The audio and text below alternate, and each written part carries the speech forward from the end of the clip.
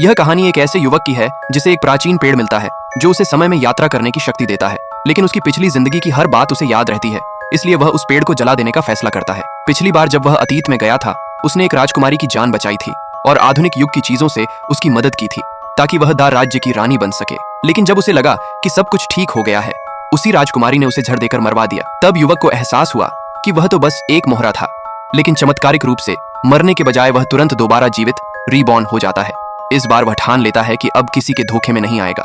वह अपना घर बेचने और उस पेड़ को नष्ट करने का निर्णय करता है। वह जल्दी से 30 मिलियन का सौदा मान लेता है और 7 दिन बाद सब कुछ छोड़ने की योजना बनाता है। जब वह जाने की सोच रहा होता है, राजकुमारी उसे अपने हाथों से बनी रेशमी थैली देती है, पर वह अब उसके झांसे में नहीं आता। फिर भी उसे 7 दिन और इंतजार करना होता है, इसलिए वह आखिरी बार दा राज्य देखने उसके साथ जाता है। वहां पहुंचते ही एक नौकर बताता है कि राजकुमारी को तुरंत कहीं जाना है।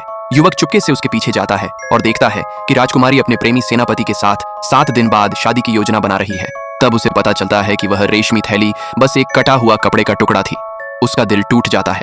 2 दिन तक वह राजकुमारी से बचता रहता है। आखिरकार राजकुमारी खुद उसके पास आती है और दिखाती है कि सीमा पर युद्ध छिड़ गया है। वह उससे आधुनिक हथियार मांगती है और यहाँ तक कि 1 लाख सैनिकों की सेना की कमान का शाही आदेश भी देती है। लेकिन इस बार युवक तय कर चुका होता है कि अब वह किसी का इस्तेमाल नहीं होने देगा। वह झूठा वादा करता है, लेकिन असल में सारे खजाने दान कर देता है।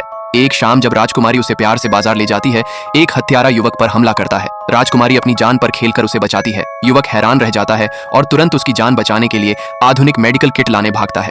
मगर जब वह लौटता है तो देखता है कि राजकुमारी सेनापति के साथ बिस्तर पर है और सेनापति बताता है कि उनका एक बच्चा भी है। यह सुनकर युवक का दिल पूरी तरह टूट जाता है। उसी वक्त खबर आती है कि युद्ध हारने वाला है। राजकुमारी घबराकर उसके पास आती है और अपनी शाही मुहर देकर हथियार मांगती है। लेकिन आज युवक दृढ़ निश्चय करता है।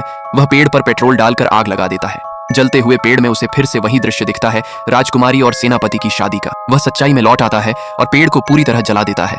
वह राजकुमारी से कहता है, अब मेरी मदद के बिना तुम अदा राज्य की रक्षा कैसे